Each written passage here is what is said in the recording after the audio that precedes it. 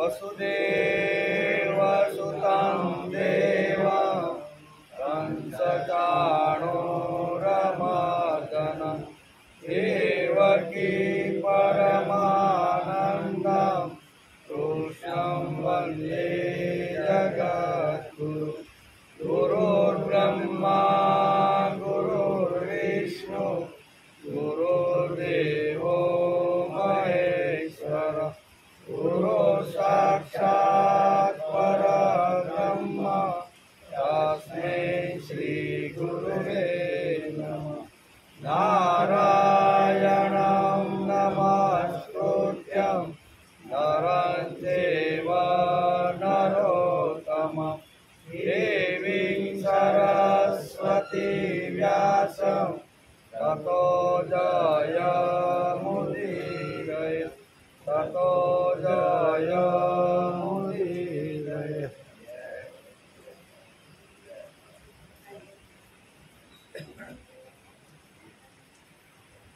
पशूनां पतिं पापनाशं परेशं गजेन्द्रस्य कृतिं वसानं वरेण्यं जटाजूटमध्ये स्फुरन्दाङ्गवारि महादेवमेकं स्मरामि स्मरामि। पशूनां पतिपापनाशं परेशं गजेन्द्रस्य कृति वसानं वरेण्यं।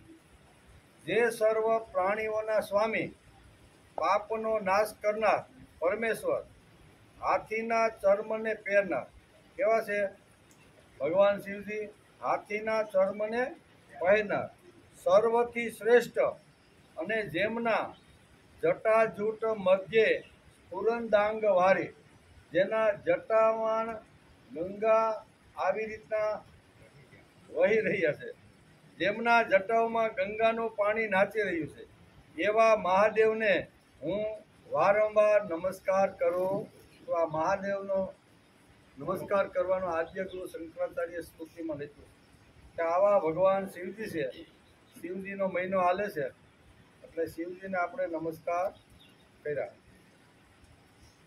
આજે શ્રીમદ ભાગવત શરૂ થયું એનો 289મો દિવસ। ગઈકાલે આપણે એકાદશા સ્કંદના 15મા અધ્યાયનો વિચાર કરતા હતા બરોબર થોડોક અધૂરો રહી ગયો તો આપણો ટાઈમ પૂરો થઈ ગયો। એમાં વિચાર કરતા હતા કે શ્રી કૃષ્ણે ઇન્દ્રિયો પ્રાણ અને મનને વશમાં કરીને પોતાનું ચિત્ત મારા તરફ વળે તેમને સિદ્ધિઓ પ્રાપ્ત થાય છે આમ ઉદ્ધવને કહ્યું। બધી જો સિદ્ધિઓ પ્રાપ્ત કરવાની હોય તો મન ઇન્દ્રિય અને આ મન ઇન્દ્રિયને વશમાં કરી અને પ્રાણને બ્રહ્મરંધ્રમાં જોડી અને માણસ જો એકાગ્ર થાય તો બધી સિદ્ધિ પ્રાપ્ત થાય છે। જ્યાં સુધી મન અશુદ્ધ અપવિત્ર અશાંત હોય છે ત્યાં સુધી આપણે ઈશ્વરને જાણી શકતા નથી। મનને શુદ્ધ કરવું જોઈએ પવિત્ર કરવું જોઈએ એટલે કે જ્યાં સુધી આપણું મન અશુદ્ધ હોય અપવિત્ર હોય અશાંત હોય ત્યાં સુધી પ્રભુની પ્રાપ્તિ થતી નથી। મૂર્તિ મનને શુદ્ધ કરવાનું સાધન છે। માનવી મન સર્જનશીલ છે। માનવી મન અતિ શક્તિશાળી છે તેથી મનને શુદ્ધ કરવાનો પ્રયત્ન કરીએ આપણે એટલે બધું આવી જાય। મનને સશક્ત મનને પ્રગતિશીલ અને મનને ગતિશીલ બનાવવા માટે શાસ્ત્રકારોએ મૂર્તિ પૂજા આપણને આપી છે। મૂર્તિમાં રહેલા ગુણ આપણી અંદર આવે એટલા માટે મૂર્તિનું મહત્વ ભાગવતકારે પણ સમજાવ્યું છે। પ્રત્યેક મનુષ્યને શાશ્વત સુખની ઈચ્છા હોય છે પરંતુ ઇન્દ્રિયજન્ય સુખો શાશ્વત હોતા નથી। તો ટેમ્પરરી બધા સુખ હોય છે પણ જે શાશ્વત સુખ છે એ ભગવાનની અંદર માણસ મન મૂકીને લીન થાય એ શાશ્વત સુખ છે। અહીંયા સુધી આપણે ગઈકાલે અહીં સુધી વિચાર કર્યો હતો। આજે આગળ ભગવાન શ્રી કૃષ્ણ ઉદ્ધવને કહે છે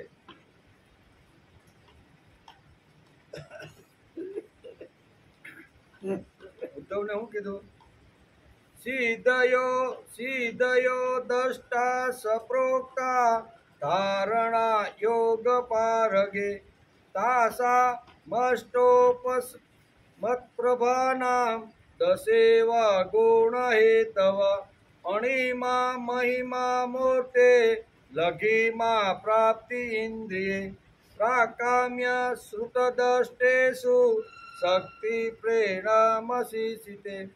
અહીંયા ઉદ્ધવ પ્રશ્ન પૂછે છે કે આ જે સિદ્ધિઓ છે એ સિદ્ધિઓ કેવી રીતે પ્રાપ્ત થાય છે એ મને તમે બરોબર સમજાવો.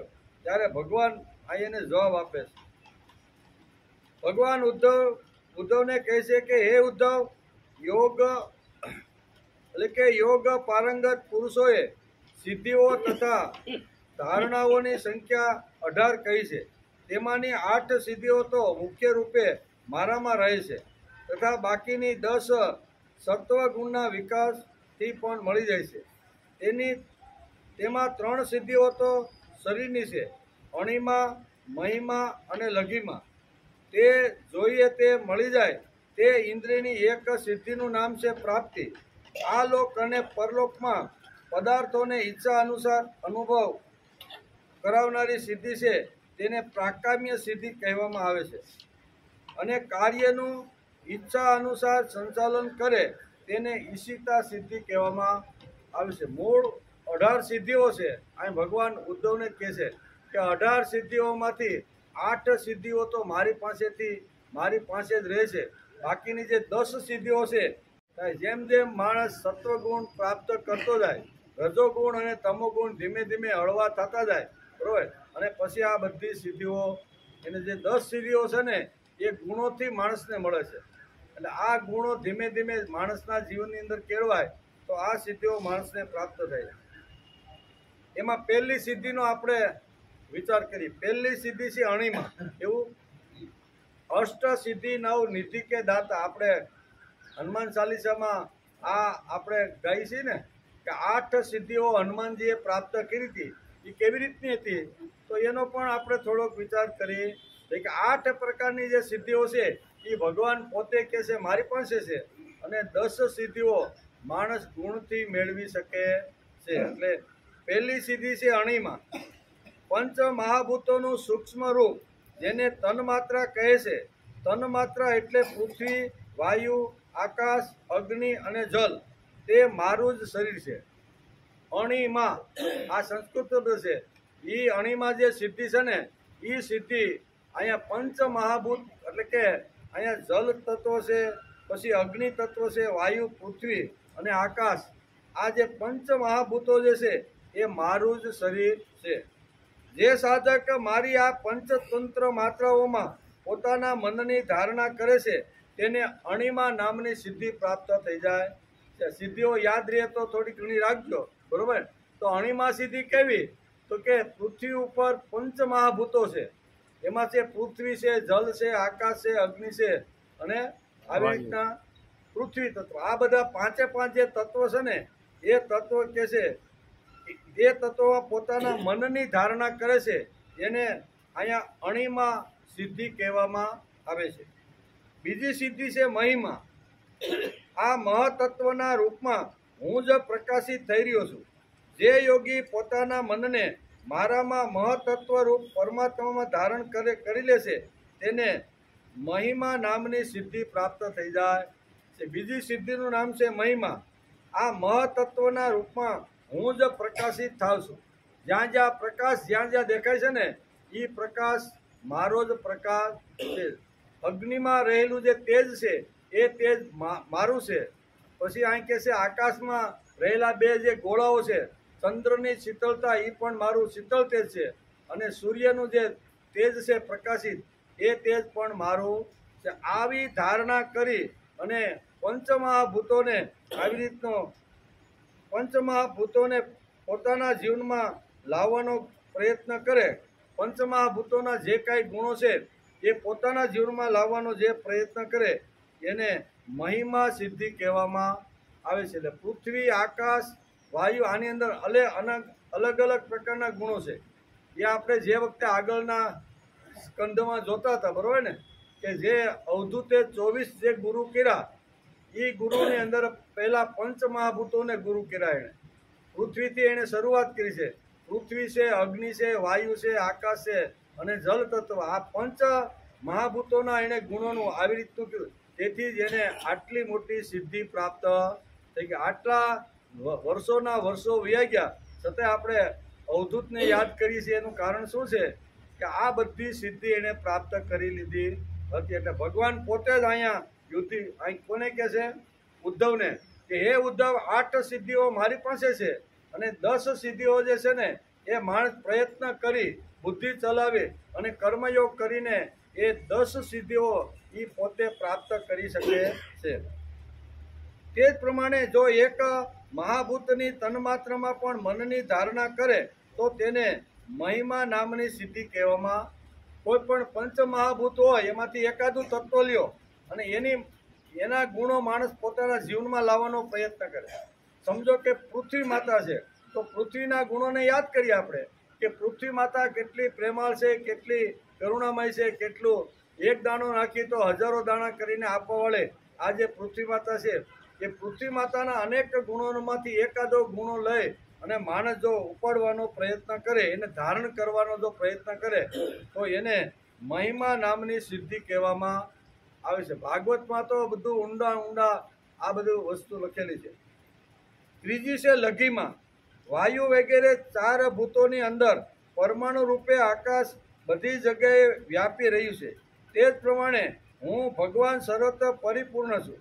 જે યોગી પોતાના ચિત્તને મારામાં પરોવીને મારામાં એકતા પ્રાપ્ત કરી લે છે તેને લઘિમા પ્રસિદ્ધ શું કહેવાય? સિદ્ધિ કહેવામાં. લઘિમા નામની જે સિદ્ધિ છે, ભગવાન કહે છે કે આ તો દરેક માણસના શરીરમાં આ 3 સિદ્ધિઓ તો છે જ એમ. એટલે એનું પહેલા વર્ણન કર્યું અને એમાં પહેલા વર્ણનની અંદર અણિમા, મહિમા અને લઘિમા. તેથી લઘિમા સિદ્ધિ પ્રાપ્ત કર્યા પછી માણસ કાળના સૂક્ષ્મથી પણ સૂક્ષ્મ પરમાણુ બનવાનું તેને સામર્થ્ય પ્રાપ્ત થઈ જાય. આ સિદ્ધિ માણસ પ્રાપ્ત કરીએ ને એટલે હાવ એકદમ સૂક્ષ્મમાં સૂક્ષ્મ શરીર જો ધારણ કરવાનું હોય ને તો એ માણસ કરી શકે છે. સૂક્ષ્મ રૂપ ધરી સિંહાઈ દેખાવા. તુલસીદાસે લખ્યું ને, શું લખ્યું? સૂક્ષ્મ રૂપ ધરી સિંહાઈ દેખાવા, વિકટ રૂપ ધરી લંકા. આ બધું જે આપણે જે વાંચી છે ને એ બધી આ સિદ્ધિઓમાં આવે છે કે હનુમાનજી પાસે નાનામાં નાનું એકદમ મચ્છર કરતાં પણ નાનું રૂપ ધારણ કરવાની આ શક્તિ એને પ્રાપ્ત કરી હતી. તેથી અહીંયા લંકીની પણ એને પકડી પાડે છે કે ગમે તેવું મચ્છરનું રૂપ ધારણ કરીને આવીશ ને ભાઈ તો પણ હું લંકીની છું, અહીંયા રાવણની રખેવાળ છું, એટલે હું તને પકડી પાડીશ. કહેવાનો અર્થ કે નાનું પણ બની શકે, મોટો પણ બની શકે. આવા અનેક પ્રકારના રૂપમાં વિવિધતા જે લાવે છે એને અહીં કહે છે. અહીંયા હા ત્રીજી. ચોથું છે પ્રાપ્તિ. 3 જે છે ને એ માણસ આવી રીતના ભૌતિક ગુણો જે પૃથ્વી ઉપર છે એમાંથી પ્રાપ્ત કરે છે. ચોથી જે સિદ્ધિ છે એને પ્રાપ્તિ કહે છે. મન બધી ઇન્દ્રિયોનો રાજા છે. આ મન અહમ તત્વના સત્વગણ રૂપી વિકારથી ઉત્પન્ન થાય છે. આ થોડોક વિષય શું કહેવાય ઊંઘ આવ્યો છે એટલે થોડુંક આમ આપણે ભાગવતની અંદર વેદવ્યાસે સરસ મજાના આ 18 સિદ્ધિઓ માણસને કેવી રીતે પ્રાપ્ત થાય છે અને એ સિદ્ધિઓ માટે કેવો પ્રયત્ન કરવો પડે છે આ બધી જ વાતો ભાગવતે 11 સ્કંદની અંદર અહીંયા 15મા અધ્યાયમાં લખી રાખી છે. એટલે 18 સિદ્ધિઓ, બરોબર. બધી સિદ્ધિઓ કદાચ આપણે યાદ રહે તો સારું, ન રહે તો કંઈ રાખવાનું કંઈ કારણ નહીં. પણ એમાં કીધેલી જે વાતો છે ને એ આપને સમજાય છે એટલે ઘણું બધું એમ કે આ બધી સિદ્ધિઓમાં ભગવાન અહીંયા ઉદ્ધવને શું કહેવા માગે છે? 18 સિદ્ધિઓ પ્રાપ્ત કરવાની હોય તો કેવા કેવા ગુણો જીવનમાં લાવવા જોઈએ એનું સુંદર મજાનું વર્ણન અહીંયા ભાગવતકાર વેદવ્યાસે લખ્યું છે. અને ભગવાન શ્રી કૃષ્ણ સ્વયં પોતાના મુખારવિંદમાંથી ઉદ્ધવને આ વાત સમજાવે છે. કારણ કે ઉદ્ધવનો પ્રશ્ન હતો. ઉદ્ધવે કીધું કે આટલી બધી સિદ્ધિઓ જોવા મળે છે તો એ બધી સિદ્ધિઓ પ્રાપ્ત કરવા માટે કઈ કઈ વાતો હોવી જોઈએ. તો ભગવાન એક પછી એક વાત સમજાવે છે કે પહેલાં આ જે 3 જે સિદ્ધિઓ છે ને એ તો માણસના શરીરથી પ્રાપ્ત થઈ શકે છે. પછી પંચભૂત એટલે કે પંચભૂત મહાતત્વ હોય કે મહતત્વ હોય, બરોબર ને? તો એના ગુણો માણસ પોતાના જીવનમાં લાવી અને આ કરી શકે છે. અને ચોથી સિદ્ધિ છે પ્રાપ્તિ. મન બધી ઇન્દ્રિયોનો રાજા છે. આ મન અહં તત્વ સત્વગુણ રૂપી વિકારથી ઉત્પન્ન થાય છે. સાત્વિક અહંકાર એ સ્વરૂપ છે. કોઈ પણ યોગી તે સાત્વિક અહંકારને મારું સ્વરૂપ સમજીને ધ્યાન કરે છે, તેમજ મનને તદાકાર બનાવી દે છે. તે યોગી સર્વ ઇન્દ્રિયોનું સ્વામિત્વ પ્રાપ્ત કરે છે. આ પ્રમાણે મનને મારામાં જોડી દેનાર યોગીને પ્રાપ્તિ નામની સિદ્ધિ પ્રાપ્ત થઈ જાય. યોગી એટલે જોડાઈ જવું. ભગવાનની સાથે જે જીવ જોડાઈ જાય છે એને અહીંયા પ્રાપ્તિ સિદ્ધિ કહેવામાં આવી છે. મનને ભગવાનની અંદર એકાગ્ર કરી અને ભગવાન સાથે જોડાઈ જવું, બરોબર? તો ભગવાન સાથે મનને જોડી દેવું એને અહીં શાસ્ત્રકારો પ્રાપ્તિ નામની ચોથી સિદ્ધિ કહે છે. પાંચમી સિદ્ધિ છે પ્રાકાર્મ્ય. મુજ અવ્યક્ત અજન્મથી જ બ્રહ્માંડનું નિર્માણ થયું છે. મહતત્વનો અભિમાનું જે સૂત્રાત્મક છે તે સૂત્રાત્મક એવા હિરણ્ય ગર્ભમાં મનની ધારણા કરવાથી તેને પ્રાકામ્ય સિદ્ધિ પ્રાપ્ત થઈ જાય છે. બરોબર? થોડીક આ સિદ્ધિઓ થોડીક અઘરી પણ છે, આગળ જતા હેલીઓ પણ થઈ જાય. કહેવાનો અર્થ કે એક સિદ્ધિ જો પ્રાપ્ત કરવાની હોય તો એના માટે કેટલો પરિશ્રમ, કેટલો પુરુષાર્થ અને કેટલી મહેનત કરવી પડે. છઠ્ઠી છે ઈશી તત્વ. ત્રિલોકનો અધીશ્વર હું છું. ભગવાન ઉદ્ધવને કહે છે કે આ ત્રિલોક છે ને એનો અધીશ્વર, એટલે મેં આ આખું જે બ્રહ્માંડ છે ને ઉત્પન્ન કર્યું છે ને એનો અધીશ્વર હું છું. હું ત્રિગુણાત્મક માયાનો સ્વામી છું. સમસ્ત બ્રહ્માંડનો નાશ કરનાર કાળ પણ હું જ છું. હું ક્ષેત્ર છું, હું ક્ષેત્રજ્ઞ પણ છું. ક્ષેત્ર એટલે શરીર અને ક્ષેત્રજ્ઞ એટલે જીવ. આ બધું હું છું. એ બંનેનો પ્રેરક પુરુષોત્તમ હું જ છું. આમ ભાગવતકાર લખે છે અને અહીંયા બહુ સરસ રીતે અહીંયા છઠ્ઠી જે સિદ્ધિ છે એની વાત કરે છે. મારા વિષ્ણુ રૂપમાં મેં કોઈ ચિત્તની ધારણા કરે તો તેને ઈશી તત્વ નામની સિદ્ધિ પ્રાપ્ત થઈ જાય છે. મારા આ વિષ્ણુ રૂપની અંદર, બરોબર, જો કોઈ ચિત્તની ધારણા કરે તો એને ઈશીત્વ નામની સિદ્ધિ પ્રાપ્ત થઈ જાય છે. જે ઈચ્છા કરે એ બધું મળી જાય એને ઈશિત્વ સિદ્ધિ કહેવામાં આવે છે. આ મનમાં બેઠા પછી કાંઈ આપણે ઈચ્છા કરીએ અને એ આપણી સામે હાજર થઈ જાય તો સમજી લેવાનું કે આપણે ઈશિત્વ સિદ્ધિ પ્રાપ્ત કરી લીધી છે. પછી સાતમી છે વસિતા. કેવી? વસિતા. એમાં એ ઈશ્વરસ્ય સમગ્રસ્ય ધર્મસ્ય યશસ પ્રિય જ્ઞાન વૈરાગ્ય યોગે ઐશ્વર્યસ્ય સન્ના ભગ ઇતિ રણા. ભગવાન કોને કહેવાય એનું સુંદર મજાનું રૂપ વ્યાસે ભાગવતના એકાદશા સ્કંદની અંદર 15મા અધ્યાયમાં લખ્યું છે. આ શ્લોક કહે છે કે ઐશ્વર્યસ્ય સમગ્રસ્ય ધર્મસ્ય યશસ પ્રિય જ્ઞાન વૈરાગ્ય યો વેચ સસ્મામ ભગ ઇતિ. આ ઈશ્વરીયની સંપત્તિ જેની પાસે હોય એને ભગવાન કહેવામાં આવે છે. બધાને ભગવાન કહેવાય નહીં, પણ આપણે પૈસાના જોરે અને માણસોનું ગ્રુપ વધી ગયું હોય અને માણસો અને પૈસાના જોરે ભગવાન કરીને ઠોકીને મંદિરમાં બેહાડી દઈએ, બરોબર? તો આ ગુણો છે. પેલા ભાગવતકાર કહે છે કે 6 ગુણો અથવા 6 સિદ્ધિઓ જેણે પ્રાપ્ત કરી છે ને એને જ ભગવાનનું બિરુદ આપવામાં આવે છે. આ શ્લોકની અંદર કહે છે આ 6 ઐશ્વર્યની સંપત્તિ ભગવાનની છે. પેલું છે ઐશ્વર્ય.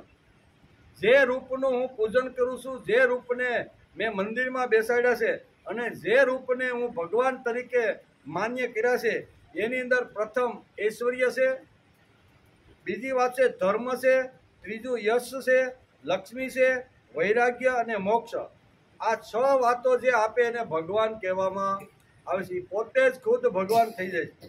ત્યાર પછી કહે છે કે અથવા સર્વભૂતોની ઉત્પત્તિ, પ્રલય, જન્મ, મરણ, વિદ્યા અને અવિદ્યા, આ 6 વાતો જે જાણે છે એને પણ ભગવાન કહેવામાં આવે છે. બે વાતો અહીં લખી છે. પહેલી વાતની કે જે ઐશ્વર્ય હોય, આખી દુનિયાનું ઐશ્વર્ય એના જીવનની અંદર આપણને જોવા મળે છે. ભગવાનનું ઐશ્વર્ય કેવું કે ગમે ત્યાં ગમે એવી રીતના ગમે તે ક્ષેત્રમાં ગયા છે તો ભગવાનનું ઐશ્વર્ય આપને જોવા મળે છે. એટલે પછી ધર્મ, યશ, લક્ષ્મી, વૈરાગ્ય અને મોક્ષ અથવા સર્વભૂતોની ઉત્પત્તિ, પ્રલય, જન્મ, મરણ, વિદ્યા, અવિદ્યા જાણનાર એટલે ભગવાન. આવા ગુણો છે એમાં, અથવા આ તત્વો છે એમાં. આ વાત 8મી છે કામા વસાહિતા. કેવી? આ સંસ્કૃત શબ્દ કામા વસાહિતા. જે યોગીનું શુદ્ધ થયેલું મન મુજ નિર્ગુણ એટલે કે બ્રહ્મમાં જ લાગ્યું છે, તે મારી નિર્ગુણ નિરાકાર રૂપની ઉપાસના કરીને પરમાત્માને જ પ્રાપ્ત થાય છે. તેને કોઈ કામના રહેતી નથી. તેને કામ વસાહિતા નામની સિદ્ધિ પ્રાપ્ત થઈ જાય છે. આમ ઉદ્ધવને ભગવાન 8 પ્રકારની સિદ્ધિ જે મારી પાસે છે ને, એ મારી પાસે રહેલી આ 8 આવી રીતની સિદ્ધિઓ મારી પાસે છે. બાકીની જે 10 છે ને, એ 10 તો માણસ પુરુષાર્થ પ્રયત્ન કરી ગુણો જીવનમાં લાવી અને એ બધી સિદ્ધિઓ પ્રાપ્ત કરી શકે છે. હે ઉદ્ધવ, આ સિવાય બીજી પણ અનેક સિદ્ધિઓ છે, તે મારી પાસેથી સાંભળ. હે શ્વેત એટલે કે હે શ્વેત દ્વિયનો સ્વામી એટલે કે શ્વેત દીપનો સ્વામી હું છું. ધર્મ મારું સ્વરૂપ છે. આવા મારા વિશુદ્ધ સ્વરૂપમાં જે પોતાના ચિત્તને સ્થિર કરે છે તેને પણ એક સિદ્ધિ કહે છે. તે શુદ્ધા, તૃષા, કામ, ક્રોધ, શોક, મોહથી વ્યતીત થતો નથી. તેને મારા શુદ્ધ સ્વરૂપ પરમાત્માની પ્રાપ્તિ થઈ જાય છે. બીજી અનેક પ્રકારની જે સિદ્ધિઓ છે એમાંની એક સિદ્ધિ આ છે કે આ શુદ્ધ સ્વરૂપથી પરમાત્માની પ્રાપ્તિ કરવા માટે શુદ્ધા, તૃષા, કામ, ક્રોધ, શોક, મોહથી જે વ્યથિત થતો નથી એમને આ સિદ્ધિ પ્રાપ્ત થઈ જાય છે. એમાં દૂર શ્રાવણ, જે અલગ અલગ જે બાકીની જે 10 સિદ્ધિઓ છે એમાં ભગવાન ઉદ્ધવને કહે છે દૂર શ્રવણ નામની જે છે એ ગુણોથી પ્રાપ્ત થાય છે. દૂર શ્રવણ નામની જે સિદ્ધિ છે એ સિદ્ધિ માણસ ગુણોથી પ્રાપ્ત કરી શકે છે. હું જ સમષ્ટિ પ્રાણરૂપ આકાશ તત્વ છું. જે મારા આ સ્વરૂપમાં મન દ્વારા અનાહત નાદનું ચિંતન કરે છે તે દૂર શ્રવણ નામની સિદ્ધિને સંપન્ન થઈ જાય છે. અને આ ધારણાથી યોગી આકાશમાં ઉપલબ્ધ થનારી વિવિધ પ્રાણીઓની બોલી જાણી શકે છે, બોલી પણ શકે છે. આ સિદ્ધિ જો પ્રાપ્ત માણસને થઈ જાય તો પક્ષીઓની ભાષા પણ સારી રીતે સમજી શકે છે. એમ કે છે કે દૂર શ્રાવણ નામની જે સિદ્ધિ છે ને, એ સિદ્ધિની ધારણા કરવાથી યોગી આકાશમાં ઉપલબ્ધ થનારી વિવિધ પ્રાણીઓની બોલી શકે છે. અને એ બોલી સાંભળી અને એનું અર્થઘટન કરી અને બુદ્ધિમાં સારી રીતે સમજી શકે છે. એટલે કોઈ પણ પક્ષી ભાષા બોલતું હોય અને કોઈએ આવી રીતની સિદ્ધિ જો પ્રાપ્ત કરી હોય તો આ પક્ષી કઈ ભાષા બોલે છે એ મનુષ્ય એટલે કે જીવ સારી રીતે સમજી શકે છે. એનું શ્રેષ્ઠમાં શ્રેષ્ઠ જો કોઈ ઉદાહરણ આપણે જો જોવાનું હોય તો એ રામાયણની અંદર છે. બરોબર? રામાયણની અંદર આપણે ઘણીવાર આ પ્રસંગનું પણ વર્ણન કરીએ છીએ. પણ અહીંયા દૂર શ્રવણ એટલે કે પક્ષીઓની ભાષા મનુષ્ય સમજી શકે છે, એને એ સિદ્ધિ જેણે પ્રાપ્ત કરી હોય એને દૂર શ્રાવણ આવી રીતની સિદ્ધિ કહેવામાં આવે છે. પક્ષી ગમે તે એની ભાષા બોલતો હોય પણ સાંભળનાર એક એક શબ્દ સમજી શકે એવી રીતનું જે પ્રાપ્ત કર્યું છે એને કહેવાય દૂર શ્રાવણ સિદ્ધિ. અને એ લક્ષ્મણે પ્રાપ્ત કરી હતી. વશિષ્ઠને ત્યાં જ્યારે અભ્યાસ કરતા હતા એ વખતે વશિષ્ઠ મુનિએ આ જે રામ, લક્ષ્મણ જે બધા શિષ્યો એ વખતે ભણતા હતા ને, તો એ વખતે બધી સિદ્ધિઓ અહીંયા વશિષ્ઠે સારી રીતે સમજાવી હતી. તેથી અહીંયા આપણે ઘણીવાર કહીએ ને કે ભગવાન જ્યારે પોપટનું રૂપ ધારણ કરીને આવે, પંચવટીમાં આવી રીતના રામ, લક્ષ્મણ, સીતા રહે છે. રામ અત્યારે જંગલની અંદર આવી રીતના ઋષિઓને મળવા માટે ગયા અને મળવા માટે ગયા થોડા વાર પછી આવ્યા ને વિચાર કરે છે કે પંચવટીની અંદર તો અહીંયા લક્ષ્મણ અને સીતા એકલા બેઠા છે, બંને યુવાન છે, સુંદર મજાનું વાતાવરણ છે, ચારે બાજુ પુષ્પો ખીલી રહ્યા છે, બરોબર. વૃક્ષો છે એ ફળથી આવી રીતના ઝૂલી રહ્યા છે, એકાંત છે, અને બે પાસા કેવા છે? યૌવન છે, યૌવન થનગનતું યૌવન છે. એટલે જરીક હું તપાસ તો કરી લઉં. એટલે પોપટનું રૂપ ધારણ કરે છે. આપણે આગળ જોયું ને કાંઈ પોપટ અહીં વાત આવે છે કે પોપટ એટલે કે કોઈ પણ પક્ષીની ભાષા હોય ને એ ગમે તે રીતે એની ભાષામાં બોલે તો જેણે આ વિદ્યા અથવા આ સિદ્ધિ પ્રાપ્ત કરી છે ને એ પોપટની ભાષા પણ સમજી શકે છે. તેથી પોપટ આવી રીતના ભગવાને પોપટનું રૂપ લીધું. એક લક્ષ્મણ જે વૃક્ષની નીચે બેઠા હતા ત્યાં પોપટનું રૂપ ધારણ કરી અને એને પોપટના અવાજમાં કહે છે કે પુષ્પમ દ્રષ્ટા ફલમ દ્રષ્ટા દ્રષ્ટાન સ્ત્રીનાંત યૌવનમ ત્રીણી રૂપાણી દ્રષ્ટમ એવમ કશ્યનો ચલતે મન. ભાષા કોણ બોલે છે? પોપટ બોલે છે. કોને કહે છે? લક્ષ્મણને કહે છે. લક્ષ્મણ અત્યારે કોણ છે? તો કે એ પુરુષ છે, અને બેઠેલો જે બોલે છે એ કોણ છે? પક્ષી છે. તો આ ભાગવતની અંદર જે એક્ઝેક્ટ જે લખ્યું છે એ રામાયણની અંદર આપણે આ વાત જોવા મળે છે. નહીતર આપને ખબર કેમ પડે? અહીં તો લખ્યું છે કે પક્ષીઓ જે ભાષા બોલે એ માણસ સમજી શકે. એને અહીંયા દૂર શ્રવણ નામની સિદ્ધિ કહેવામાં આવે છે. એટલે આ બે મળે કે ન મળ્યું? આપણે ઘણી વાર થાય કે પોપટ બોલતો હોય એને લક્ષ્મણ પાછો એને હું સમજો ભાઈ એ તો કી કહેતો હોય, બરોબર, એની ભાષામાં બોલતો હોય, પણ લક્ષ્મણ જે કાંઈ પોપટ બોલે છે બધી જ ભાષા સમજી જાય છે. અને ભગવાન અહીંયા લક્ષ્મણ પણ એને જે ભાષાનો ઉચ્ચાર કર્યો એ બુદ્ધિથી પાછો એ જ ભાષા તરીકે એને આવી રીતનો જવાબ આપે છે. સામે બેઠેલો પોપટ પણ એ જ સમજી જાય છે. એકા પુરુષની આવી રીતની જે વાત છે એ પક્ષી સમજી શકે, અને પક્ષીની ભાષા જે બોલે એ પુરુષ સમજી શકે. આને અહીંયા ભાગવતકારે દૂર શ્રવણ નામની સિદ્ધિ કીધી છે. તો આવી દૂર શ્રવણ નામની જે સિદ્ધિ છે એ રામાયણની અંદર પણ આપને જોવા મળે છે. નકર પોપટની ભાષામાં તો રામે કીધું કે પુષ્પમ દ્રષ્ટા ફલમ દ્રષ્ટા દ્રષ્ટાન શ્રીનાંત યૌવનમ ત્રીણી રૂપાણી દ્રષ્ટમ એવમ કશ્યનો ચલતે મન. કે હે યુવાન, તું અત્યારે એકાંતની અંદર બેઠો છે, સામે સુંદર સ્ત્રી છે, સુંદર મજાનો બગીચો છે, બગીચાની અંદર સરસ મજાના ફૂલ ખીલેલા છે, અને એ ફૂલ જે ખીલેલા છે એની કે બહુ સરળ રીતે ભાગવતકાર આપણે અહીંયા કે દૂર કે છે ને કે દૂર શ્રવણ એટલે શું છે?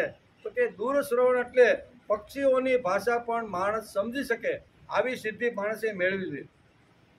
એટલે કે બોલી શકે છે, સાંભળી શકે છે, અર્થ પણ કરી શકે છે. પક્ષી જે કાંઈ બોલ્યું હું કહેવા માગે છે એ સામેની વ્યક્તિ સમજી શકે છે એવું આ ભાગવતકાર કહે છે.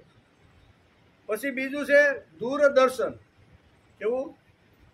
દૂરદર્શન. આપણે દૂરદર્શન તો કેટલાય વર્ષોથી જોતા આવીએ છીએ, કે ટીવી ઉપર જોઈએ ને દૂરદર્શન, તો એની જ વાત છે આ દૂરદર્શન.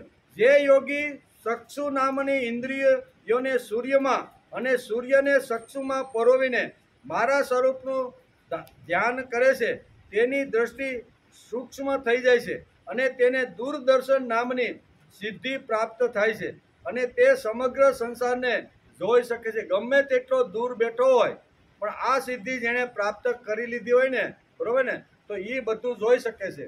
હવે યુદ્ધ ક્યાં થતું હતું? કુરુક્ષેત્રના મેદાનમાં. અને અહીંયા સંજય અને ધૃતરાષ્ટ્ર ક્યાં બેઠા હતા? હસ્તિનાપુરના મહેલમાં.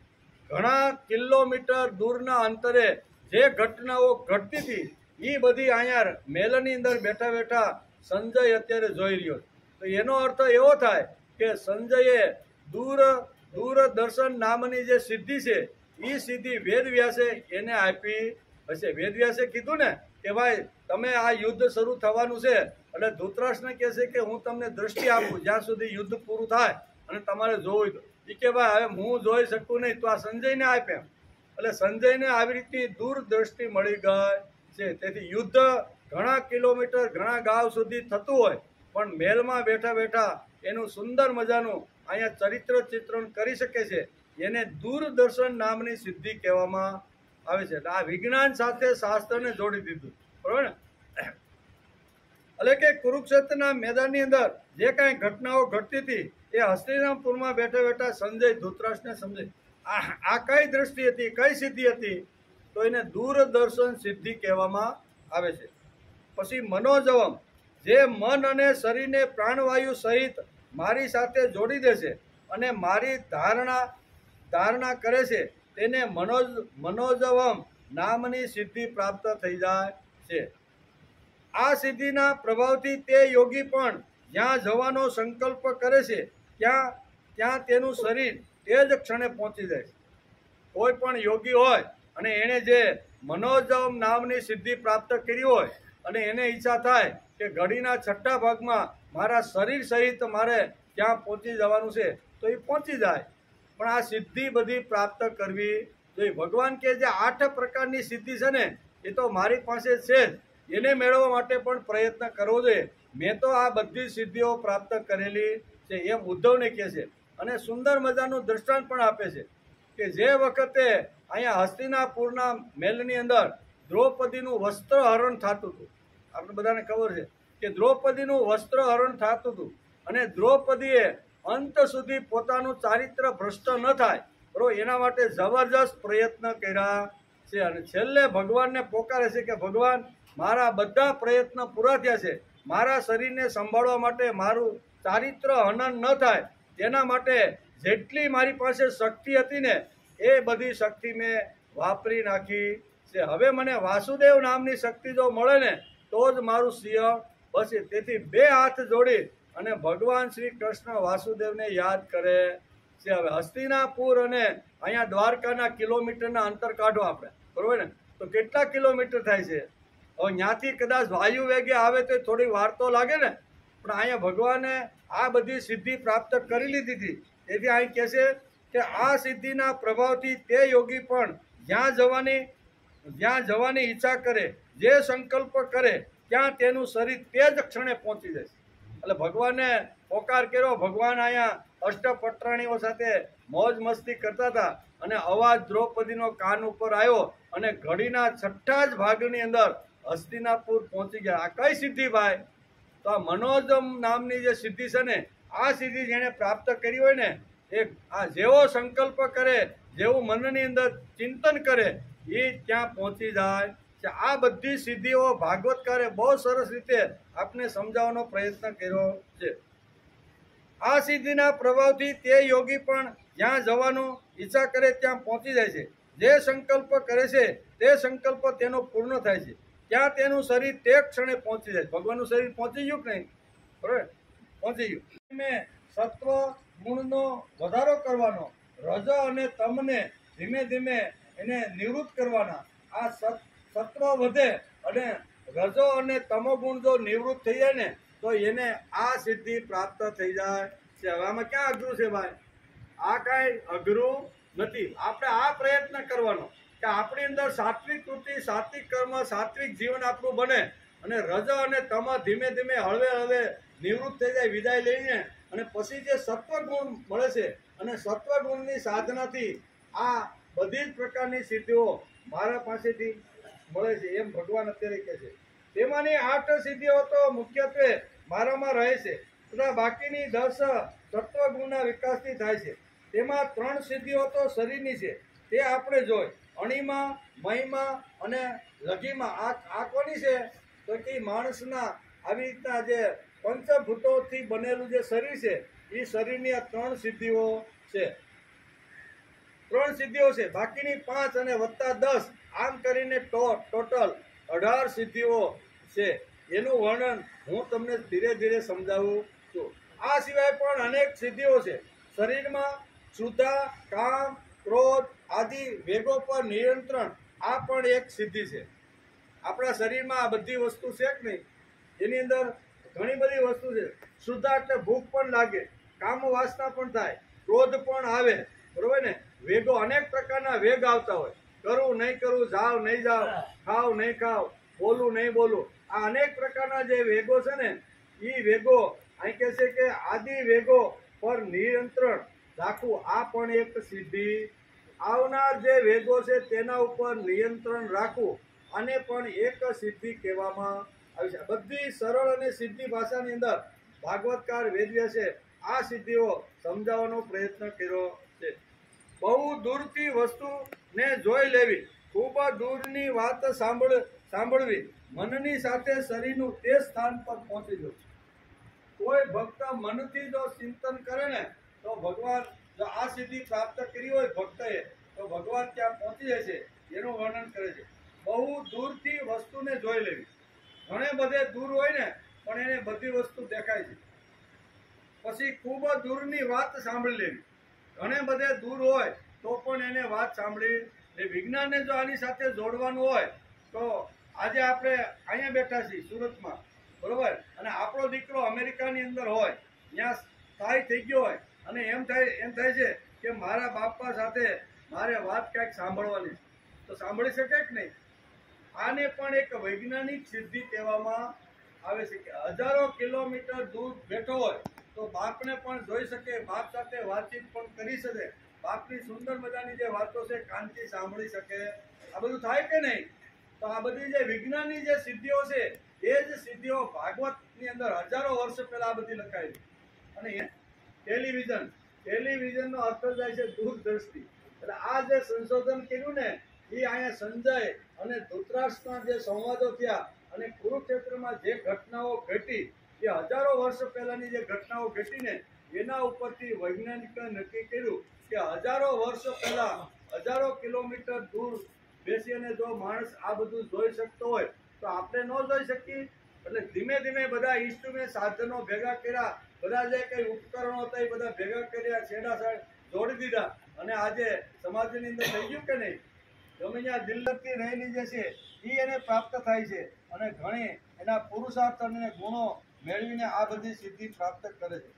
બહુ દૂરથી વસ્તુને જોઈ લેવી, ખૂબ દૂરની વસ્તુ સાંભળવી, મનની સાથે શરીરનું તે એટલે કે સ્થાન પર પહોંચી જવું.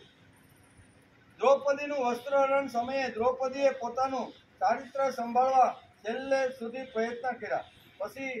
પછી હાંક મારી અને ભગવાન મનની સાથે શરીરથી ત્યાં પ્રગટ થાય અને દ્રૌપદીની રક્ષા કરી. આ બધી સિદ્ધિઓ ભગવાન કે મારી પાસે તો છે જ, બરોબર ને, પણ માણસ પણ પોતાના જીવનમાં આ બધી સિદ્ધિઓ લાવી શકે છે, બરોબર. તો એ સિદ્ધિ લાવવાની હોય તો એના માટે મન ઉપરનો ભાર ભાગવતકાર દે છે કે મન જો માણસનું શુદ્ધ થાય, મન જો માણસનું પવિત્ર થાય અને મન જો માણસનું શાંત થાય ને તો ધીમે ધીમે આ બધી સિદ્ધિઓ માણસને મળતી રહે છે. ત્યાં સુંદર મજાની વાતો બધી કરી છે.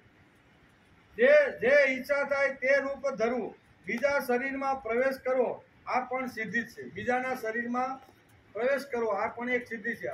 અષ્ટ સિદ્ધિ નવ નિધિ કે દાતા. હનુમાનજી જ્યારે કાચો ગાવનો સમુદ્ર ઓળંગી અને જ્યારે લંકા તરફ એને જ્યારે પ્રયાણ કર્યું ત્યારે રસ્તાની અંદર ઘણા બધા વિઘ્નો આવ્યા અને ઘણા બધા પ્રલોભનો પણ આવ્યા. પ્રલોભનો આવ્યા ને, મેનાક નામનો જે પર્વત હતો સમુદ્રમાંથી બહાર નીકળ્યો અને એટલો ઠાઠમાઠ સોનાથી આખો, સોનાના મેલ, ખાવા પીવા, રહેવાનું, ડાઇનિંગ બધાની સાથે આ પર્વત બહાર આવે છે. હનુમાનજીને કહે છે કે ઘણા સમયથી તમે ઉડાન કર્યું છે, થાકી ગયા છો, તરસ લાગી છે, ભૂખ લાગી છે અને થોડો તમે અહીંયા આરામ કરો. આ શું આવ્યું? પ્રલોભન. હનુમાનજી ક્યાં નીકળ્યા હતા? ભક્તિ કરવા માટે, ભક્તિની શોધ માટે, સીતાજીની શોધ માટે. સીતા એટલે ભક્તિ.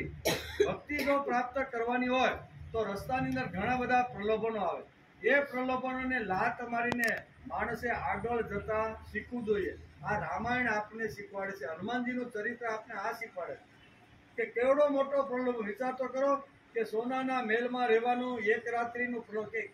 વધારે ન રોકાવ તો કાંઈ નહીં, પણ એક રાત્રિ તમે મારા મહેમાન થાવ, બરોબર, સ્ટેટ ગેસ્ટ બની જાઓ. અને જે વખતે સ્ટેટ ગેસ્ટ બને ને એને કેટલી બધી સુવિધા મળે છે એ તો આ રાજકારણીને પૂછો તો ખબર. આટલી મોટી સુવિધા સાથે મેનાક આવી અને કહે છે, બે હાથ જોડે છે કે તમારા પૂર્વજોનું અમારા ઉપર ઘણું મોટું ઋણ છે. આરામ કરવાનો નથી અને આરામ કર્યો પણ નથી. એટલે પ્રલોભનો આવ્યા છે. પછી સૂક્ષ્મ રૂપ ધરી અને જે સિંહિકાના મોઢામાંથી જે બહાર નીકળી ઘણી બધી વાતો સુરસા અને સિંહિકામાં આવશે, બરોબર. કહેવાનો અર્થ કે સૂક્ષ્મમાં સૂક્ષ્મ રૂપ ધારણ કરી શકાય છે. આવી સિદ્ધિઓ પણ ઘણી બધી છે. એ બધી કોને પ્રાપ્ત કરી હતી? હનુમાનજીએ. પાણીનો ટાઈમ થઈ ગયો. હા, તો આવી જાઓ. હનુમાન ચાલીસા. હાલો વાલજીભાઈ. અને નનુભાઈ આવી જાય.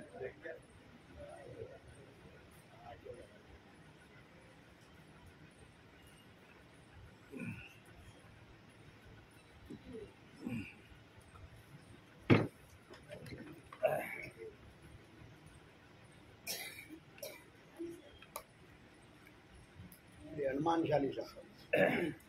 શ્રી ગુરુ શરણ સરોજ રજ નિજ મન મુકુર સુધારી પરનવું રઘુબર બિમલ જસ જોદાયકો ફલ સારી બુદ્ધિ તનુ જાનિકે સુમિરો પવન કુમાર બલ બુદ્ધિ વિદ્યા દેહુ મોહી હરહુ કલેશ વિકાર. ભગવાને 18 પ્રકારની સિદ્ધિઓ ઉદ્ધવને સમજાવી, બરોબર. એનો આપણે સમજવાનો પ્રયત્ન કરીએ છીએ. પહેલી વાર જ્યારે આ અધ્યાય ખોલીને બેઠો તો ત્યારે હવામાં વહી ગયું.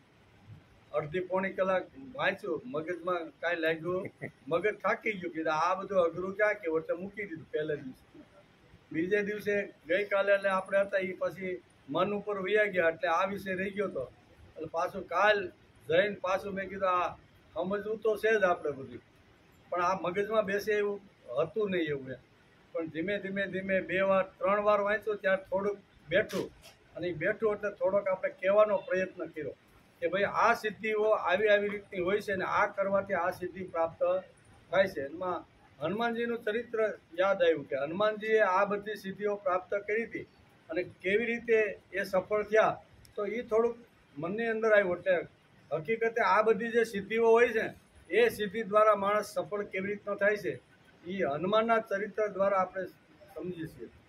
નહીંતર 400 ગાઉનો સમુદ્ર ઓળંગવાનો, બરોબર ને, રસ્તાની અંદર આવતા ઘણા બધા પ્રલોભનો હોય, ઘણા બધા સંકટો હોય, ઘણા બધા મારવાની વાત કરતા હોય, ઘણા બધા ખાવાની વાત કરતા હોય, બરોબર. તો આવા બધામાંથી પસાર થઈ અને નિશ્ચિત સમયે અને નિશ્ચિત જગ્યાએ પહોંચવું એ તો બહુ અઘરું છે. પણ આ બધી સિદ્ધિ અહીંયા તુલસીદાસ કહે છે કે હનુમાનજીએ બધી સિદ્ધિઓને પ્રાપ્ત કરી લીધી હતી. આ સિદ્ધિ જેણે પ્રાપ્ત કરી હોય એને આવી રીતના કોઈ પણ નાના મોટા કર્મ, સારું કામ કરવા માટે અટકાવી શકતા નથી. જરૂર પડે તો નાના સૂક્ષ્મ થઈ જાય અને મોટા પણ થઈ જાય.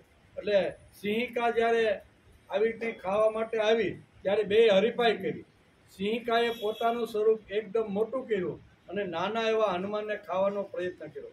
હનુમાનજી કે તારા કરતાં કાંઈ ઉતરતો નથી, મેં પણ સિદ્ધિ પ્રાપ્ત કરી છે, એટલે અહીંયા સિંહિકા કરતાં ડબલ શરીર બનાવી દીધું.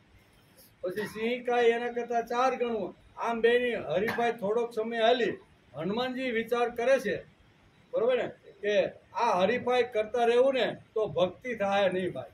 હું જે અર્થે જે હેતુ માટે નીકળ્યો છું એ કદાચ આખી પૃથ્વીને આટો મારે એવડું શરીર બનાવે તો હું બ્રહ્માંડને આટો મારે એવડું બનાવી શકું છું. પણ આ હરીફાઈ યોગ્ય, આમાં તો નુકસાન જ છે. એટલે એને શું વિચાર, બુદ્ધિથી વિચાર કર્યો અને સિંહિકાના મોઢામાં પ્રવેશ કરી અને ગદાથી એને તોડી નાખ્યું કે આને મારવા માટેનો આ એક જ રસ્તો છે, એની અંદર નાનું રૂપ ધારણ કરીને આવી જાઓ. અને પછી એમ સુરસાનું પણ એવું હતું. સુરસાએ પણ આવી રીતનું મોઢું ખોલ્યું. ભગવાન હનુમાનજી નાનું રૂપ ધારણ કરી અને આટો મારીને બહાર નીકળી જાય કે માતા તે મને ખાઈ લીધો કહેવાય કે નહીં. આ બધું કહેવાનો હતો કે બુદ્ધિમત્તામ વરિષ્ઠમ. હનુમાનજી કેવા હતા? બુદ્ધિમત્તામ વરિષ્ઠમ. એટલે બુદ્ધિમત્તામ તો હતા જ, પણ આ બધી સિદ્ધિઓ પ્રાપ્ત કરી હતી.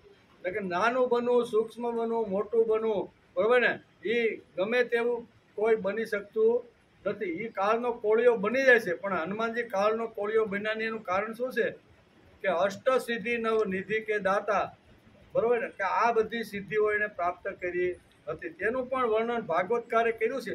એટલે આ બધા ચરિત્રો જ્યારે આપણે શ્લોકો વાંચીને ત્યારે સામે આ બધા ચરિત્રો આવે કે આ ચરિત્રોએ તો આવા કામ કર્યા છે. ત્યાર પછી કહે છે કે જે ઈચ્છા થાય તે રૂપ ધરવું, બીજા શરીરમાં પ્રવેશ કરવો, આ પણ એક સિદ્ધિ છે. બીજાના શરીરમાં પોતાનું શરીર છોડી દેવું અને એ એમાંથી જીવ કાઢવાનો અને બીજા મૃત શરીર હોય એની અંદર એ જીવને આ પણ એક સિદ્ધિ છે. આવી સિદ્ધિઓનો અનેક આપણા શાસ્ત્રોનો જો આપણે ઊંડો અભ્યાસ કરીને તો આવી સિદ્ધિ ઘણા મહાપુરુષોએ પ્રાપ્ત કરી છે. એમાં એક મહાપુરુષ વરરુચિનું કદાચ વેદોની અંદર એનું વર્ણન આવે છે કે વરરુચિ નામના એક મહાન આવી રીતના એક ગુરુને ત્યાંથી ભણીને જ્યારે પોતાના ઘરે વાપસ આવતા હતા, એના 3 મિત્રો હતા, વરઋષિ, વ્યાડી અને ત્રીજા ક્યાં હતા? વરઋષિ, વ્યાડી અને ઇન્દ્રદત્ત. તપોવનની અંદર ભણવા માટે ગયા, 17-18 વર્ષ સુધી ત્યાં ભણ્યા. ગુરુની પાસે આવી અનેક પ્રકારની વિદ્યાઓ ત્રણેય પ્રાપ્ત કરી. ગુરુને નમસ્કાર કરીને પોતાના ગુરુ ઘરે આવવા માટે બધે તૈયાર થયા છે. રસ્તાની અંદર ત્રણેય વાતો કરતા આવે છે કે આપણે 17-18 વર્ષ સુધી ગુરુ ગૃહે રહીને આપણે અભ્યાસ કર્યો, ઘણું બધું જ્ઞાન, ઘણી બધી વિદ્યામાં આપણે પારંગત થયા છીએ. તો ગુરુનું ઋણ તો આપણી ઉપર છે કે નહીં? ગુરુએ 1 પૈસાની ફી આપણી પાસે લીધી નથી ને આપણી પાસે હતું નહીં કાંઈ, બરોબર ને? તો આપણે ગુરુના ઋણમાંથી મુક્ત થવું હોય તો આપણે શું કરવું પડે? આમ ત્રણેય મિત્રો ઇન્દ્રદત્ત, વ્યાડી અને વરરુચિ, આ ત્રણેય મિત્રો આવી રીતના વાતો કરતા કરતા પોતાના ઘર તરફ આવે છે. એને વિચાર થાય છે કે કોઈ પણ દિવસે ઋષિ એટલે કે ગુરુનું ઋણ તો આપણે ચૂકવવાનું છે. ગુરુનું ઋણ ચૂકવ્યા વગર આપણે આવી રીતનું, તેથી વિચાર કરતા કરતા સુંદર મજાનું એક નગર આવે છે, બરોબર ને? સુંદર ફરતા ફરતા એક નગર આવે છે અને ત્યાં નંદ નામના રાજા રાજ્ય કરે છે. નંદ નામના રાજ કરે છે. અચાનક એને હાર્ટ એટેક આવી ગયો, અચાનક, બરોબર, અને મૃત્યુ પામ્યા એટલે ઠાઠમારથી એની ઠાઠડી કાઢવામાં આવી. અને નંદનું આ રાજ્ય છે એવું વરરુચિ, વ્યાડી અને ઇન્દ્રદત્તે નક્કી કર્યું કે અહીં તો આપણે પુષ્કળ ધન મળવાનું છે. પણ ત્યાં તો એને રાજા મૃત્યુ પામ્યો છે એવા સમાચાર મળ્યા કે આપણી બધી જે યોજના હતી કે આ રાજમાં આપણે આવી અને રાજા પાસે બેસી અને ધનની માગણી કરી, આપણે વિદ્યાની બધી જે કાંઈ છે એ વાતો કરી અને પણ એને નિરાશા સાંપડી ગઈ તણે કે આપણે જે ધાર્યું હતું એવું થઈ શકતું નહીં. પણ તણે અંદરો અંદર વિચાર કરવા લાગ્યા કે ગુરુએ તો આપણે ઘણી બધી હઠયોગની વિદ્યાની આવી રીતની પ્રસિદ્ધિની જે વિદ્યાઓ છે ને એ બધી વિદ્યાઓ આપણે શીખવાડી છે, તો આપણે એનો ઉપયોગ કરીએ. તો કે અહીંયા વરરુચિ ના પાડે છે કે આ વિદ્યા કાંઈ વેચવા માટે કે પૈસા કમાવા માટે નથી, વિદ્યા તો જીવન જીવવા માટે છે. એ વ્યાડી અને ઇન્દ્રદત્તને સમજાવે છે વરરુચિ, પણ ઇન્દ્રદત્ત માનતો નથી કે આ મોકો છે. એટલે આપણને તો ગુરુએ સરસ મજાની આ બધી વિદ્યાઓ શીખવાડી છે. એમાં મારા શરીરમાંથી મારું જે તત્વ છે ને, મારો જે જીવ છે ને, એ મારા શરીરમાંથી હું ખેંચી લઉં. અને આ મળદું અત્યારે રામ બોલો ભાઈ રામ, રામ બોલો ભાઈ રામ, આ નંદ રાજાનું જે સબ અત્યારે સ્મશાન ભૂમિ તરફ જઈ રહ્યું છે ને, એમાં મારા જીવને હું પ્રવેશ કરી દઉં. કોણ કે છે? ઇન્દ્રદત્ત. અને જ્યાં સુધી હું એની પાસે જાઉં, એના શરીરમાં આવું અને પાછો બધા લોકો એમ બોલવા માંડે કે રાજા તો પાછા સજીવન થઈ ગયા છે, હા બરાબર, એમ કરીને મને ગાદી ઉપર બેસાડે અને વરઋષિને કહે છે તારે એ વખતે તારે યાચક બનીને મારી પાસે આવવાનું, બરોબર? યાચક બનીને મારી પાસે આવવાનું અને મારી પાસે 3 કરોડ સોનામોર માગવાના, અને એ મળે ને એ આપણે ગુરુને આપી દેવાના છે. અને પછી ધીમે ધીમે સમય જતા એમાંથી મારું આ જીવ કાઢી અને ઇન્દ્રદત્તને વ્યાડીને કહે છે કે આ મારું જે સબ પડ્યું છે ને એને તારે સાંભળવાનું. એને કોઈ પણ ગમે તેવો માણસ જો સબને બાળવા માટે પ્રયત્ન કરે ને તો તારે એનું રક્ષણ કરવાનું છે. એટલે ત્રણેય કામ વેચી લીધા. ઇન્દ્રદત્ત કે મારા શરીરમાંથી જીવ કાઢીને રાજાના શરીરમાં પ્રવેશ કરી જાઓ, અને વ્યાડીને કીધું કે મારું મૃત શરીર જે છે ને એ તારે સંભાળવાનું છે. વરઋષિને કીધું કે હું જે વખતે રાજા બની જાઉં ને ત્યારે તારી પાસે મારે આવવાનું. આમ કરી પ્લાન કરી અને રામ બોલો ભાઈ રામ કરતાં કરતાં સ્મશાન ભૂમિએ પહોંચ્યા. અને જ્યાં નીચે આવી રીતનું જ્યારે ઉતાર્યું ત્યારે તો હળવાટ થવા માંડ્યો. લોકો કે આ શું ચમત્કાર છે, આપણા રાજા તો જીવતો થયો છે. ઇન્દ્રદત્તે એની અંદર પ્રવેશ કરી દીધો અને એ જીવતો થયો એટલે બધા તો આનંદમાં આવી ગયા. વાજતે ગાજતે એ પાછા એને સિંહાસન ઉપર બેસાડ્યા. એનો પ્રધાન હતો ને એ બહુ હોશિયાર હતો. એ કે રાજાનું મૃત્યુ થવું, સ્મશાન સુધી જવું, 100% ડૉક્ટર પાસે પણ સર્ટિફિકેટ લઈ લીધું હતું કે આમાં હવે કાંઈ છે. આ બધું હોશિયાર હોવાથી બધો વિચાર કરવા લાગ્યો. તો અચાનક નંદ રાજા આપણો ઊભો કેમ થયો? એટલે અત્યારે તો કાંઈ કહેવાય નહીં, પણ એ કે આ દાળમાં તો કાંઈક કાળું છે જ કહેવાનો હતો. પણ અહીંયા આવી રીતની ઘટના બસે. નંદરાજા પાછા ગાદી ઉપર બેસી ગયા, વરઋષિ યાચના કરવા આવે છે. અને એ વખતે અહીંયા જે પ્રધાન હોય છે ને એ હોશિયાર હોય છે. એ કે આ 3 લાખ સોનામોર લેવા માટે કોઈ તાત્કાલિક આટલી બધી લેવા માટે આવે એટલે આમાં મને તો કાંઈક લાગે છે. એના સૈનિકોને બધાને બોલાવ્યા કે બધા સૈનિકો જે હતા ને મજબૂત, એ કે તમે હાથમાં હથિયાર લઈને જાઓ અને આપણા નગરની આજુબાજુમાં ક્યાંય જંગલમાં કે કોઈ જગ્યાએ કોઈનું સબ જો મરેલું પડ્યું હોય ને તો તાત્કાલિક તમે એને બાળી ગયું કે તાત્કાલિક એને બાળી ગયો. આ બધા રાજાના સૈનિકો બધા આવ્યા. અહીંયા ઇન્દ્રદત્તના રૂપની અંદર નંદરાજા થોડોક ઝાંખો પડી ગયો કે હમણાં મારા શરીરને તો આ બાળી દેશે, કે મારું શું થશે. એમ કે આપણે મૂળ વસ્તુ અહીં એ લઈ જવાની છે કે અહીંયા ભાગવતકાર વેદવ્યાસે લખ્યું છે કે એક સિદ્ધિ માલી એક સિદ્ધિ આ છે કે પોતાના શરીરમાંથી આવી તો જીવ કાઢી અને બીજાના શરીરમાં ટ્રાન્સફર કરી શકાય છે. આ પણ એક ભાગવતકારે સિદ્ધિ બતાવી છે. વેદોની અંદર આ વરઋષિ, વ્યાડી અને ઇન્દ્રજીતનું વર્ણન આપણા ઋષિઓએ વેદોની અંદર પણ કરેલું છે. કહેવાનો અર્થ કે આ ટ્રાન્સફર તો થઈ ગયું, પણ ઓલા બધા સૈનિકોએ ઓલા શું કહેવાય વ્યાડીને 2 થપ્પડ મારી દીધી. હવે આ સૈનિકો હાથમાં હથિયાર, એ કે શું કરે છે તો કે આ સબ છે એનું રક્ષણ કરું છું. એ કે પણ આને બાળી દે ને, કે ના ના એ એટલે 2 પણ ઝાપટ મારીને લાકડા ભેગા કરીને સબને. હવે ઓલો ભાઈ રહી ગયા રાજા ને રાજા, બરોબર ને. હવે ઘણી બધી એ વાર્તા જ્યારે આવશે ત્યારે આપણે કરશું. બહુ મોટી સરસ વેદોની અંદર બહુ મોટી વાર્તા છે. પણ કહેવાનો અર્થ કે અહીંયા આપણે એટલું સમજવાનું છે કે જે ઈચ્છા થાય તે રૂપ માણસ ધારણ કરી શકે છે. બીજું શરીર, બીજાના શરીરમાં પ્રવેશ કરવો એ પણ એક સિદ્ધિ છે. કે ઇન્દ્રદત્તનો દેહ એટલે કે વ્યાડીને સંભાળવા અને વરઋષિને નંદમાં બેઠેલા ઇન્દ્ર પાસે આવી રીતની સોનામોર માગવાની આ બધી ઘટનાઓ આપણે જોઈએ. એમ કે બીજા શરીરમાં પ્રવેશ કરવો, ત્યારે ઈચ્છા થાય ત્યારે શરીરને છોડવું. એક આ છે કે ભાઈ પોતાના શરીરમાંથી કાઢીને બીજા શરીરમાં પ્રવેશ કરવો, આ પણ એક સિદ્ધિ છે. બીજી સિદ્ધિ એ પ્રકારની છે કે હું ધારું ત્યારે મારા દેહને છોડી શકું, ત્યાં સુધી માને કોઈ આવી રીતનું મને મારી શકે નહીં. એવા પિતામાં ભીષ્મ હતા કે હું જ્યારે ઈચ્છું, જ્યારે ધારું, મને એવી ઈચ્છા થાય કે હવે ત્યારે, તો એ સિદ્ધિ એણે પ્રાપ્ત કરી હતી. અહીં કહે છે ને કે ઈચ્છા થાય ત્યારે શરીર છોડવું, ત્યાં સુધી છોડવાનું નથી. અપ્સરાઓ સાથે થનારી દેવ ક્રીડાનું દર્શન, એટલે કે પોતે જે વસ્તુનો સંકલ્પ કરે છે તે વસ્તુ મળી જવી, એને કહેવાય કલ્પતરુ સિદ્ધિ. પોતાની આજ્ઞાનું હર કોઈ સ્થળે પાલન થાય, આ પણ 10 સિદ્ધિઓ છે. જે બધી સિદ્ધિઓ સત્વગુણના વિકાસથી પ્રાપ્ત થાય છે એ ભગવાન કૃષ્ણે ઉદ્ધવને આ 10 સિદ્ધિઓ, બાકીની જે 10 સિદ્ધિઓ હતી ને એ પણ આવી રીતની સમજાવી છે. એ ઉપરાંત અહીં કહે છે ભૂત, ભવિષ્ય અને વર્તમાનની વાત જાણી લેવી, આ પણ એક સિદ્ધિ.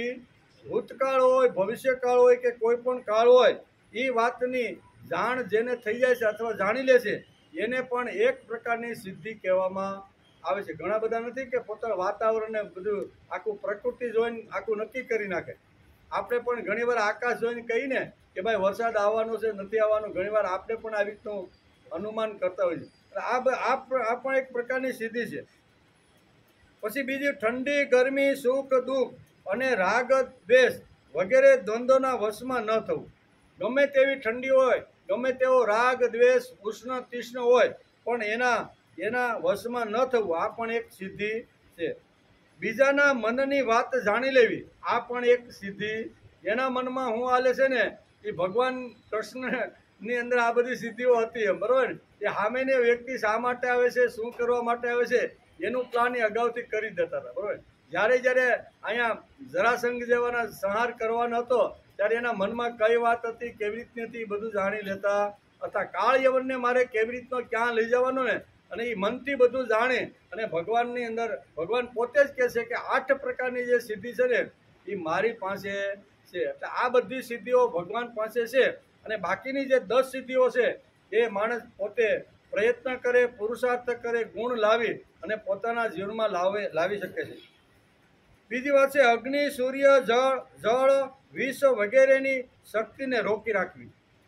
ગમે તેટલી અગ્નિ ચારે બાજુ ભળભળ બળતી હોય, પણ જેણે આ સિદ્ધિ પ્રાપ્ત કરી હોય ને એને અગ્નિ બાળી શકતો નથી. પ્રહલાદે ભાગવતકાર વેદવ્યાસ લખે છે કે પ્રહલાદે આખી સિદ્ધિ પ્રાપ્ત કરી હતી. તેથી ભય ભલેની ખોળામાં બેઠા, બરોબર ને, એને મારવા માટેના પિતાએ ભલેની ગમે તેટલા પ્રયત્ન કર્યા, પણ મેં ભગવાન શ્રી રામની પાસેથી આ સિદ્ધિ પ્રાપ્ત કરી લીધી છે. તેથી એને અગ્નિ બાળી શકતો નથી. ભીમે પણ આ શક્તિ નાનપણમાં જ્યારે બાળપણની અંદર જ્યારે રમતો રમતા અને કૌરવે જ્યારે એને ઝેર ખવડાવ્યું ને ત્યારે ભીમે પણ આ શક્તિ અહીંયા દ્રોણાચાર્ય પાસેથી જાણી લીધી હતી. તેથી ઝેર ખવડાવ્યા છતાં એને કંટ્રોલમાં રાખીને ઘણો સમય સુધી એને આવી રીતનો પ્રયત્ન કર્યો છે. એટલે આ બધી અનેક પ્રકારની સિદ્ધિઓ છે એનું વર્ણન ભાગવતકાર લખે છે અને ભગવાન પોતે જ કહે છે.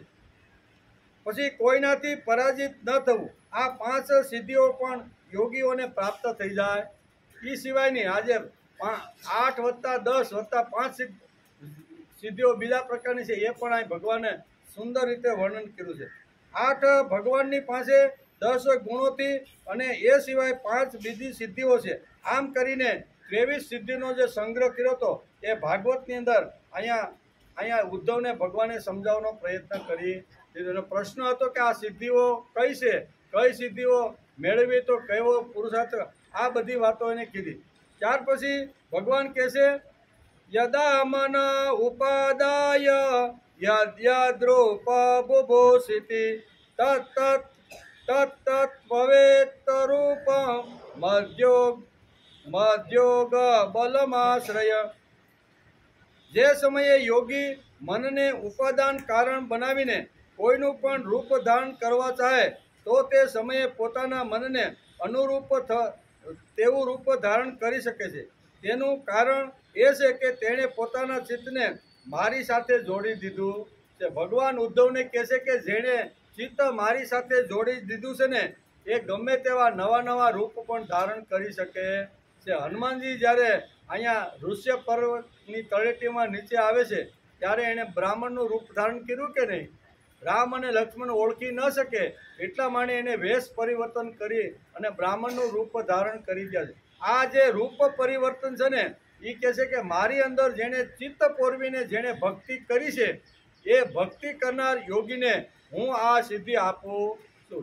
જે ખરા દિલ, જે યોગી બીજાના શરીરમાં પ્રવેશ કરવા ઈચ્છે તે એવી ભાવના કરે કે હું તે શરીરમાં છું.